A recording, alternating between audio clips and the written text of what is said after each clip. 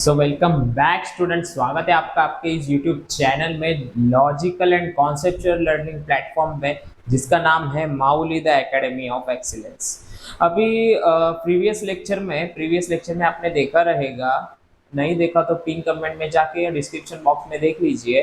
Because उस lecture में मैंने बताया आपको कि आपको स्ट्रैटेजी क्या रहने वाली है बोर्ड एग्जाम को डील करने के लिए, और आपको कैसे क्या क्या स्टडी करना है, कौन से चैप्टर को कैसे इंपॉर्टेंस देना है, वो सब आपको देखना है। उस लेक्चर में मैंने आपको डीप में बताया है। अभी उसमें 80 मार्क्स आपको स्कोर 80 में से आपको स्कोर करना है। पेपर पैटर्न भी मैंने आपको इस वीडियो में बताया है, आप जाके जरूर देख लीजिए, आपको बेनिफिशियल होगा, स्टडी करने में हेल्प होगी। ठीक है, तो 80 में से आपको स्कोर करना है, राइट। तो ये जो फाइनल अकाउंट वगैरह है, एनपीओ है, उसमें ज्यादा से ज्यादा स्कोरिंग है। ठीक है, फाइनल अकाउंट अगर आपको आ रहा है प्रॉपर, तो आप admission, retirement, death of partner, ये सब सॉल्व कर पाओगे। बहुत ईजी है, कुछ टफ है नहीं। ठीक है, और 80 में क्यों बोल रहा हूँ कि 80 मार्क्स तो आपको स्कोर करने पड़ेंगे, और 20 मार्क्स आपके कॉलेज में से मिलेंगे आपको। वो डिपेंड करता है 18, 19, 16, 17, वो 16 से ज़्यादा ही देंगे आपको, डोंट वरी। आते हैं अपन, अभी आज अपन ना फर्स्ट लेक्चर स्टार्ट करने वाले हैं 12th का, जो बुक कीपिंग सब्जेक्ट का, जो कि है introduction to partnership and partnership final accounts. अभी पार्टनरशिप का फाइनल अकाउंट कैसे मैनेज करना है वो भी देखेंगे, और पार्टनरशिप का मतलब क्या है, इंट्रोडक्शन की पार्टनरशिप होता क्या है, वो अभी आप आज अपन देखने वाले हैं। ठीक है, अपन स्टार्ट करते हैं, आइए लेट्स बिगिन। अभी introduction to partnership and partnership final accounts. देखिए, पार्टनरशिप ये जो ऐसी कंडीशन है, मीन्स अभी सपोज आप एग्जांपल के ले लो, मोटू और पतलू, ये दो कैरेक्टर है, आपने कार्टून सीरीज देखी रहेगी, उसका ही एग्जांपल मैं लेके चल रहा हूँ। दो पर्सन्स है, या फिर दो से ज्यादा, फर्स्ट तो दो पकड़ लीजिए, अब दो पर्सन लेके चलिए। दो पर्सन्स है, उन्होंने सोचा, अभी पहले तो मैं अकेला, सपोज मैं अकेला हूँ, और मुझे मुझे ना एक बिजनेस चालू करना है, राइट। मुझे एक बिजनेस चालू करना है, लेकिन मेरे बैंक अकाउंट में सिर्फ 1 लाख रुपीज पड़े हैं। एग्जाम्पल के लिए बता रहा हूँ मैं आपको। ठीक है, मेरे बैंक अकाउंट में 1 लाख रुपए पड़े हैं, और मुझे बड़ा बिजनेस चालू करना है, जिसमें कम से कम 5, 6, 7 लाख रुपए की जरूरत है। सपोज 7 लाख रुपए की जरूरत है। तो मैं ऐसा, अभी मैं मेरे चल रहा हूँ, मैं बोर हो गया, सोच रहा था करूँ क्या, तब ना मुझे एक मेरा फ्रेंड मिल गया, और वो भी बोल रहा था, अरे चल ना अपन कुछ बिजनेस करते, कुछ आइडिया ही नहीं आ रहा है क्या करूँ। तो मेरे पास आइडिया, मैंने उसको बताया, अरे मेरे पास तो आइडिया भी है, मेरे पास सब स्ट्रैटेजी रेडी है, मैंने सब सोच के रखा है कि क्या करना है, कैसे कर देंगे, फिर कितना प्रॉफिट है, सब मुझे आइडिया है, मेरे पास सब नॉलेज है उसका। लेकिन मुझे ना फंड्स की कमी है, मेरे पास उतने फंड्स नहीं है, उतना कैपिटल नहीं है कि मैं बिजनेस चालू करूँ उसके साथ। मुझे कम से कम 7 लाख रुपए की जरूरत है। तो मैं अभी फंड्स नहीं है, इसीलिए रुका हुआ हूँ, नहीं तो मेरे माइंड में तो आइडिया चल रहा है बिजनेस का। ठीक है, तो वो मेरा जो फ्रेंड है, वो फ्रेंड मुझे बोला कि अरे ऐसा है क्या, प्रॉफिटेबल है बिजनेस, चल ना अपन मिलके चालू कर देते, बिकॉज मेरे पास तो फंड्स है, बस मेरे पास आइडिया नहीं थी कि क्या करूँ कैसे करूँ। तो वो लोग आएंगे, बैठेंगे, फिर वो डिस्कशन करेंगे कि अरे तेरे पास फंड्स है, मेरे पास आइडिया है, क्यों ना हम दोनों जन मिलके एक ऐसा लॉफुल बिजनेस चालू करें। लॉफुल मतलब जो कायदे से चले, जो कि रजिस्टर्ड हो, या फिर जो लॉफुल हो, मीन्स जैसे कि उसमें फिक्स हो कि तू अपन दोनों में झगड़ा ना हो। तो इसके लिए वो लोग पहले से डिसाइड करके रखेंगे कि अरे आप अगर प्रॉफिट हुआ तो कितने बांटेंगे आपस में, कितने कितने में कितना मुझे मिलेगा, कितना तुझे मिलेगा, कितना तू ले ले। तो अब या फिर लॉस हुआ, वो भी कितना लॉस तू झेलेगा, कितना लॉस मैं झेलूं। तो वो सब बातें डिसाइड की जाती है पहले से। वो ऐसे पार्टनरशिप बिजनेस ऐसे ही नहीं होता कि दोनों जन मिलेंगे चल बिजनेस चालू कर दिया, लेकिन जब एक्चुअल में फायदा या नुकसान होने लगेगा, तब बारी आएगी कि उनमें झगड़ा हो सकता है, या फिर क्या करे कुछ समझ में नहीं आ रहा। तो वो सब बातें आपको इधर सीखनी है। अभी पार्टनरशिप बिजनेस पहले तो चालू कैसे होता है मैंने आपको बता दिया, दो जन आएंगे, कम से कम दो, ज्यादा से ज्यादा 50, 50, मिनिमम 2 पर्सन, मैक्सिमम 50% इन्वॉल्व हो सकते हैं, उसको अपन बोलेंगे पार्टनरशिप बिजनेस। पार्टनर्स है वो एक दूसरे के, ठीक है, ज्यादा से ज्यादा 50 तक भी हो सकते हैं। फर्स्ट टर्म, अभी ये जो टर्म्स है, अगर ये आप सीख लोगे तो आपको ज्यादा कंफ्यूजन नहीं रहेगा। टर्म्स जो इंपॉर्टेंट है उसके ऊपर अपने 2 लेक्चर्स आएंगे, और बाकी का सब फाइनल अकाउंट्स फिर अपन चालू करेंगे, ठीक है। अभी तो देखते हैं इंडियन पार्टनरशिप एक्ट 1932। जैसे मैंने आपको बताया, लॉफुल बिजनेस करना है, कायदे के हिसाब से, कायदे इन्वॉल्व करना है इसमें। अगर कायदे के हिसाब से, लॉ के हिसाब से बिजनेस नहीं होगा तो बाद में जाके झगड़े हो सकते हैं, एक दूसरे पे अपन क्या केस करोगे आप, कौन इसका बिल पे करेगा, वो सब झगड़े ना हो, इसीलिए लॉ दिया गया है पार्टनरशिप बिजनेस करने वालों के लिए कि इस कायदे के हिसाब से आपको बिजनेस करना है। तो वो है इंडियन पार्टनरशिप एक्ट 1932, इसके अंडर में पार्टनरशिप बिजनेस आते हैं, ठीक है। जैसे कि बिजनेसेस का एक कंपनीज एक्ट रहता है, वैसे ही इधर पार्टनरशिप एक्ट है, ठीक है। तो आते हैं, partnership is a relation between persons, they sign contract for lawful business. उन दोनों के अंदर एक कॉन्ट्रैक्ट होता है। कॉन्ट्रैक्ट मीन्स कितना शेयर तू लेगा, कितना शेयर मैं ले लूँ, दोनों के बीच में शेयर्स का, सॉरी, कितना प्रॉफिट, प्रॉफिट का डिवीजन कैसे होगा, या फिर दोनों के अंदर लॉस, अगर लॉस होता है बिजनेस को तो लॉस का डिवीजन कैसे होगा। तो इसका जो है पहले से ही तय किए जाते हैं बातें सब। तू कितना टाइम देगा बिजनेस में, मैं कितना टाइम दूंगा, प्रॉफिट लॉस कैसे शेयर करेंगे, तू कितना फंड बिजनेस में इनकर्ड कर रहा है, कितना फंड लगा रहा है कैपिटल, मैं कितना कैपिटल लगा रहा हूँ, उस हिसाब से अपन रखेंगे। या फिर कोई डिसीजन सब होता है, उसको ही बोलते हैं कॉन्ट्रैक्ट बेसिक लैंग्वेज में, और बिजनेस की लैंग्वेज में उसको अकाउंटिंग लैंग्वेज में बोलती है एग्रीमेंट या पार्टनरशिप डीड। लॉ की लैंग्वेज में बोलते हैं partnership deed. Deed means what, एक टाइप का एग्रीमेंट है जिसमें सब शर्तें वगैरह रहेंगी कि सब ऐसे मैनेज होगा, तू इतना टाइम देगा, मैं इतना टाइम दूंगा, या फिर अगर बिजनेस बंद भी करना है तो कैसे बंद होगा, कौन क्या लेके जाएगा, सब सब सब सब क्लॉज वगैरह उधर उसमें मेंशन होंगे, ठीक है। फर्स्ट है एग्रीमेंट, एग्रीमेंट के ऊपर ही देखते हैं। अभी एग्रीमेंट ये जो है, ये जो डिस्कशन कर रहे हैं दो पार्टनर, वो तो या तो वो बैठ के कर रहे होंगे ओरली एक दूसरे के साथ, नहीं क्या, बातों बातों पे ओरली बोल दिया कि अरे तू इतना ले, मैं इतना ले देता हूँ। दूसरा एक होता है एग्रीमेंट जो है रिटर्न, लिखा पढ़ी से किया हुआ एग्रीमेंट। तो रिटर्न एग्रीमेंट ही प्रीफर कर दिया जाता है, रिकमेंडेड है, बिकॉज अगर आपको कल को जाके आपके पार्टनर के ऊपर केस भी करना है, ठीक है, केस भी करना है कि इसने इतना इतना फ्रॉड किया, या फिर हमारे बीच में डिसीजन हुआ था कि मैं इक्वल शेयर लेंगे, इक्वल प्रॉफिट्स का शेयर ले लेंगे, या फिर लॉस भी हुआ तो इक्वल झेलेंगे, इक्वल उसको हैंडल करेंगे, ठीक है। लेकिन एक पार्टनर ने मीन्स क्या किया कि लॉ को तोड़ा, तो आप उसके ऊपर केस कर सकते हो कि इसने बोला था इक्वल लेंगे और ये ज्यादा प्रॉफिट लेके चला गया और मेरे पास कम ही छोड़ दिया मुझे, या कुछ भी हो सकता है कंडीशंस। तो इसीलिए रिटर्न एग्रीमेंट को प्रिफर किया जाता है। जो ही रिटर्न एग्रीमेंट उसको ही बोलते हैं पार्टनरशिप डीड, ठीक है। ये आप प्रूफ के तौर पे कोर्ट में दिखा सकते हो अगर आपको केसेस वगैरह करने हैं कुछ तो, ठीक है। अभी नंबर ऑफ पार्टनर, जैसे मैंने आपको बताया कम से कम 2 जन होने चाहिए, ज्यादा से ज्यादा 50 लोग तक ही हो सकते हैं पार्टनरशिप बिजनेस में, ठीक है, according to business partnership act 1932। ये जो एक्ट है मैंने अंडरलाइन किया है, वो आपको याद रखना जरूरी है। फिल इन द ब्लैंक्स में एग्जाम्स में आपको आने के 99% चांसेस है, ठीक है। एक एक मार्क्स अपने को इम्पोर्टेंट है, ओके।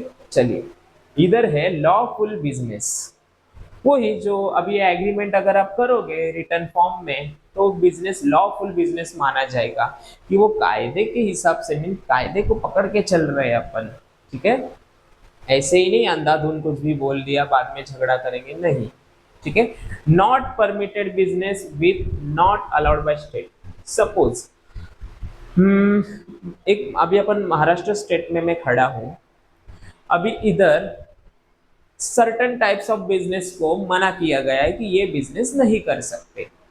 तो पार्टनरशिप एक्ट ये कहता है कि आप, जो आपके स्टेट ने बैन किए गए हैं कि ये बिजनेस आप नहीं कर सकते, तो उनको करने की अनुमति आपको नहीं देता है, आप नहीं ही कर सकते। तो ही इधर कहा गया है नॉट अलाउड बाय स्टेट। अगर स्टेट ने अलाउ नहीं किया है तो ऐसे बिजनेस नहीं किए जाएंगे, उसको बोलेंगे लॉफुल बिजनेस होना चाहिए, जो कि कायदे के हिसाब से हो। ठीक है, फोर्थ है शेयरिंग प्रॉफिट एंड लॉस। जैसे मैंने आपको बताया, फायदा हो या नुकसान हो, दोनों भी, या आपका जो पार्टनरशिप डीड होगा, मीन्स जो एग्रीमेंट दोनों पार्टनर्स के बीच में किया जाएगा कि कितना प्रॉफिट तू ले लेगा, कितना प्रॉफिट मैं लूंगा, या फिर लॉस होगा तो कितना तू झेलेगा लॉस, कितना मैं उसको पे कर दूंगा। ठीक है, तो उसका जो डिसीजन है अगर रिटर्न फॉर्म में पार्टनरशिप डीड में करेंगे आप, तो आपके लिए बेनिफिशियल है। तो एक्चुअल में अगर आप उस वो क्लॉज आपने डाला नहीं, ठीक है, अगर आपने डाला नहीं कि कितना आपस में शेयर बांटेंगे, तो वो बाय डिफॉल्ट, मीन्स कि बाय डिफॉल्ट वो हो जाता है इक्वल 1:1।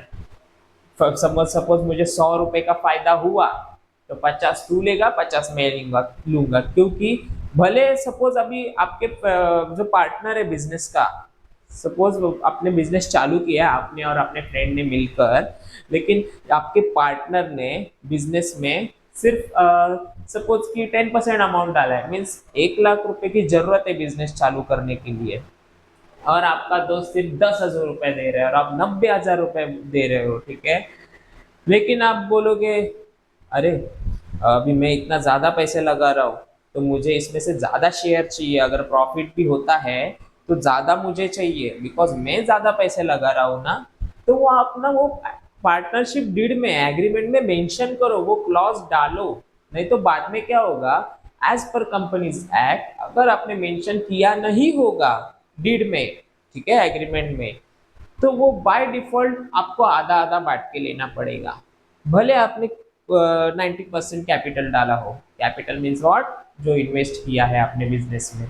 ठीक है, 1 लाख रुपए में से आपने 90,000 भी इन्वेस्ट किए, आपने, आपके फ्रेंड ने 10,000 सिर्फ इन्वेस्ट किए, तो फिर भी आपको 50-50% ही बांट के लेना पड़ेगा प्रॉफिट। क्यों, आपने क्लॉज अगर डाला नहीं है।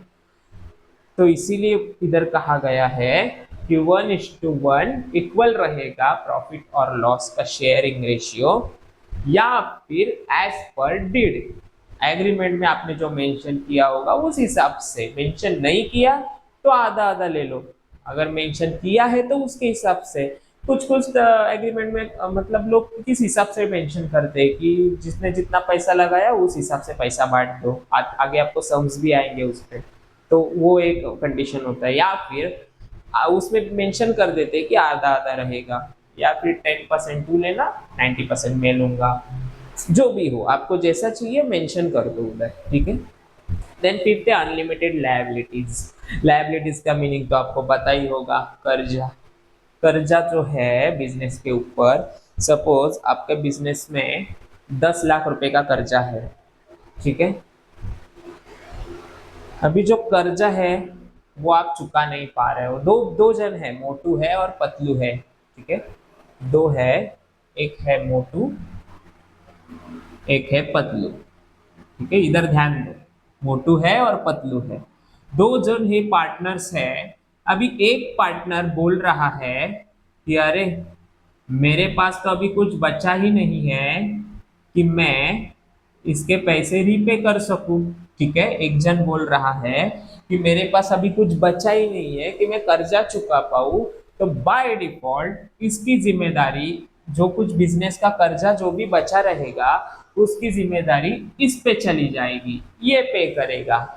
कब तक, जब तक इसका खुद की प्रॉपर्टी भी नहीं, दोनों की ना बिजनेस पार्टनर्स है ना, उनकी खुद की प्रॉपर्टी भी बेच के उनको पे करना पड़ सकता है, जब तक वो पूरे के पूरे जीरो ना हो जाए, उनके पास एक भी रुपया ना बचे पॉकेट में, खाली फूटी कौड़ी भी बची है वो भी ना बचे, तब तक उनको जिम्मेदारी है कि जो भी, दोनों की जिम्मेदारी है कि जो भी हो लायबिलिटीज, कर्जा बिजनेस के ऊपर बाहर से उधार लिया आपने बिजनेस के लिए, वो दोनों की जिम्मेदारी है कि आप पे कर दो। अगर एक जन कंगाल हो जाए, उसके पास कुछ भी नहीं बचा, खुद का घर भी नहीं बचा, तो उसकी जिम्मेदारी फिर दूसरे की है कि वो पे कर दे।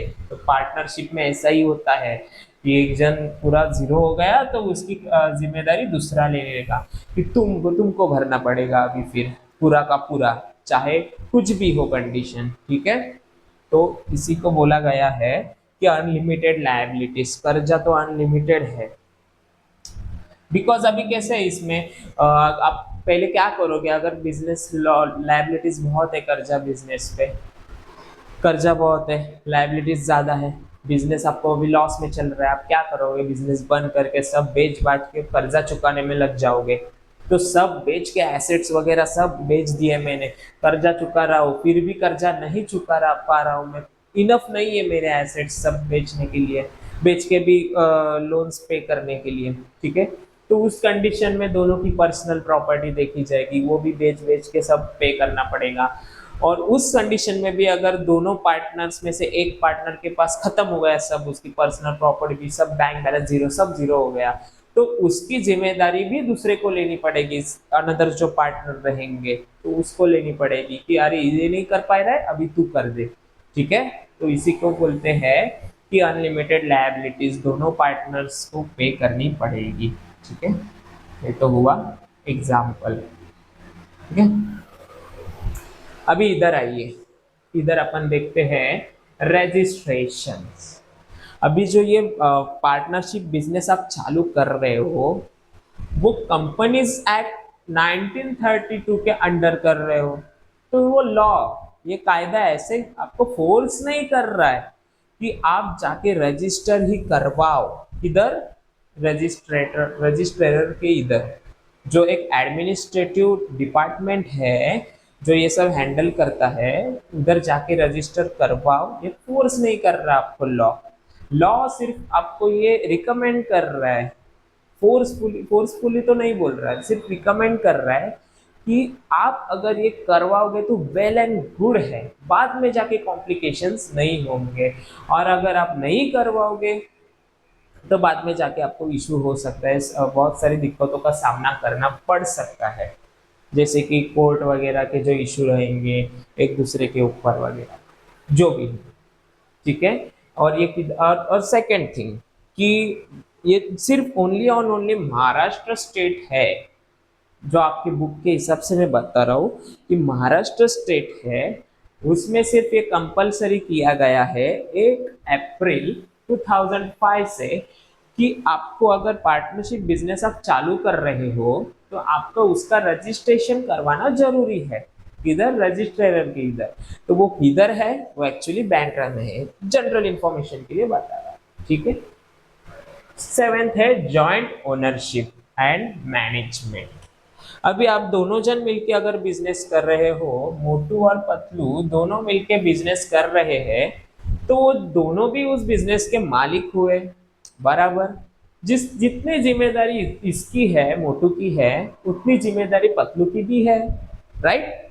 एक पर्सन की जितनी जिम्मेदारी है, तो बिजनेस में जितने भी पार्टनर्स जुड़े हुए हैं, 50 अगर पार्टनर्स मिलके बिजनेस कर रहे हैं तो वो सबकी जिम्मेदारी उतनी है, ठीक है। तो इधर यही बोला गया है आपको, इक्वल आपकी ओनरशिप है, उतना आपका हक है, बिजनेस पे भी हक इक्वल है कि मैं मालिक हूँ इस बिजनेस का, ये सब इक्वल हो आप, और जिम्मेदारी भी आपकी उतनी ही है, ठीक है। यही इधर बोला गया है आपको, मैनेजमेंट, मिलकर आपको बिजनेस मैनेज करना है, जितनी जिम्मेदारी एक की है उतनी उस 50 की भी है। दो जन मिलकर बिजनेस कर रहे हैं तो जिसकी इतनी जिम्मेदारी है कि बिजनेस चलाने की, उसकी इसकी भी उतनी ही जिम्मेदारी है बिजनेस आपको मैनेज करने की, चलाने की, मैनेज करने की, मैनेजमेंट, ठीक है। ऐसे नहीं चलेगा कि सिर्फ एक ही मैनेज कर रहा है और दूसरा सिर्फ ओनरशिप दिखा रहा है कि मैं मालिक हूँ बिजनेस का। ठीक है, ऐसे नहीं चलेगा। हम्म, ठीक है। देन है, अभी अपन सोचोगे कि मैं मालिक हूँ, ठीक है, मोटू सोचेगा अरे मैं भी तो इस बिजनेस का मालिक हूँ, दोनों जन मिलके बिजनेस चालू किए हो तो क्या हुआ, मैंने भी पैसे डाले हैं, मैं भी मालिक हूँ। ठीक है, आप मालिक हो, लेकिन इसका मतलब ये नहीं निकलता कि आप आपके जरूरत के हिसाब से, आपको कुछ चीजों की जरूरत है तो आपके बिजनेस में से कुछ भी उठा के आप पर्सनल यूज के लिए लेके जाओगे। जैसे कि ड्राइंग्स, अपना जो कॉन्सेप्ट है ड्राइंग, तो ड्राइंग ऐसे ही आप नहीं कर सकते। ठीक है, उसके भी अलग अलग कंडीशंस है, इंटरेस्ट चार्ज करना पड़ेगा आपको उसके ऊपर, जो कि है ब्याज देना पड़ेगा बिजनेस को। ठीक है, वो सब आगे चीजें हैं और बहुत आपको सीखनी है जब आप सम सॉल्व करोगे, मैं सिखाऊंगा आपको। लेकिन अभी के लिए ध्यान दीजिए कि ऐसे ही नहीं कोई भी कुछ भी उठा के ले सकता, भले दो दोस्त हैं लेकिन ये लॉफुल बिजनेस कर रहे हैं ना, कायदे कायदे में रहकर बिजनेस कर रहे हो ना, तो इसका मतलब ये नहीं कि तुम कुछ भी उठा के लेके जाओ। वो प्रॉपर कंडीशंस वगैरह फॉलो करके ड्राइंग्स वगैरह कर की जा सकती है, लेकिन ऐसे नहीं है कि ओनर हूं तो मैं लेके जाऊंगा, नहीं कर सकते। ठीक है, दोनों का इक्वल हक है उस पे। अब अगर ये सपोज व्हाइट बोर्ड है मेरा, और मैं मेरे पार्टनर के साथ मिलकर ये क्लासरूम चालू किया है मैंने क्लासेस, तो दोनों का इस व्हाइट बोर्ड पे हक है, जितना मेरा है मेरे पार्टनर का भी है, बिजनेस पार्टनर का भी है। तो मैं खुद नहीं उठा के कुछ भी कर सकता उसके बारे में, उसका भी सब कंडीशंस वगैरह, उसका परमिशन वगैरह लेना पड़ेगा, बहुत सारी चीजें हैं। ठीक है, प्रिंसिपल एंड एजेंट। प्रिंसिपल और एजेंट, 8 नंबर है प्रिंसिपल और एजेंट। प्रिंसिपल मतलब कौन, अभी सपोज आपने एक बिजनेस चालू किया इलेक्ट्रॉनिक्स शोरूम का, आपने और अपने दोस्त ने मिलकर, ठीक है, शोरूम का बिजनेस चालू किया आपने इलेक्ट्रॉनिक्स का। अभी आप डील करने जाओगे क्लाइंट के साथ, तो आप क्या होगे, प्रिंसिपल, एज अ प्रिंसिपल जाओगे, बिहेव करोगे कि मैं इस बिजनेस का मालिक हूँ और मैं इधर डील करने आया हूँ। ठीक है, ये मेरा बिजनेस है, ऐसे जाओगे। और अदर हैंड, तो उसी को बोलते हैं अपन प्रिंसिपल, कि आप एज अ मालिक बिहेव करोगे। और अदर हैंड, आपका दोस्त कोई डील करके आया या फिर किसी को कुछ कमिटमेंट करके आया, ठीक है, तो आपकी अगर सपोज वो उसका प्रेजेंस नहीं है अभी फिलहाल बिजनेस के अंदर, वो किधर बाहर गया कुछ भी है, ठीक है, तो आपकी जिम्मेदारी बनती है उसने जो करके रखा है बाहर, मीन्स कमिटमेंट हो किसी क्लाइंट को या कुछ, तो उसको फुलफिल करने की जिम्मेदारी आपकी है। तो आप एज एजेंट, मीन्स आप उसके लिए काम कर रहे हो, ऐसे भी आपको बिहेव करना पड़ेगा। मीन्स दोनों जिम्मेदारी आपकी है, आप मालिक की तरह भी काम करोगे और अपने पार्टनर, बिजनेस पार्टनर का एज अ एजेंट भी आप काम करोगे। ठीक है, एग्जाम्पल के लिए बता रहा हूं आपको, अभी मोटू जो है ये पर्सन किधर डील करने गया, उसने एक पर्सन के साथ डील कर ली। ठीक है, पर्सन के साथ डील कर ली। अभी ये चला गया किधर, आउट ऑफ टाउन, इसका कुछ कांटेक्ट ही नहीं हो पा रहा है, और इसने इससे लायबिलिटीज, उधार कर्जा लिया है बिजनेस के लिए, ये तो चला गया। तो ये पतलू की जिम्मेदारी बनती है अभी कि इसका ये पेमेंट कर दे, जो भी है इसके साथ डील करे कि अरे मेरा बिजनेस पार्टनर ने तुमको बोला था दे दूंगा, तो उसके बदले में मैं दे दूंगा। तो क्या हुआ, इसका मतलब कि दोनों की बराबर इक्वल जिम्मेदारी है। एज अ मतलब मैं बिजनेस के लिए एज अ ओनर भी काम करूंगा और मेरे पार्टनर के लिए भी एज अ एजेंट काम करूंगा। ठीक है, आई होप आपको क्लियर हो रहा है। नाइन्थ है डिसोल्यूशन। डिसोल्यूशन मतलब if partner wants 14 day notice, means क्या, शॉर्ट में मैंने लिखा है डिसोल्यूशन। अगर आपको लग रहा है, आप दोनों पार्टनर हो, बिजनेस पार्टनर, आपको एक को भी लग रहा है अगर किसी को कि अरे मुझे बिजनेस बंद करना है, तो जो बाकी पार्टनर्स है उस उनको आपको 14 डेज की एक नोटिस देनी पड़ेगी कि मैं बिजनेस बंद करना चाह रहा हूँ। ठीक है, वो नोटिस देनी पड़ेगी, या फिर आपका बिजनेस है वो डिसॉल्व, डिसोल्यूशन एक वर्ड का मीनिंग है बंद करना बिजनेस। ठीक है। या तो आपको आपकी मर्जी से बंद करना है, तो बाकी जो पार्टनर्स बिजनेस में इन्वॉल्व है, आप ऐसे ही नहीं बंद कर सकते, उनको 14 दिनों की नोटिस देनी पड़ेगी, 14 डेज की नोटिस। ये जो पॉइंट है ये भी ध्यान रखना, फिल इन द ब्लैंक्स में आ सकता है। 14 डेज की नोटिस देनी पड़ती है if one partner wants to dissolve their business, ठीक है।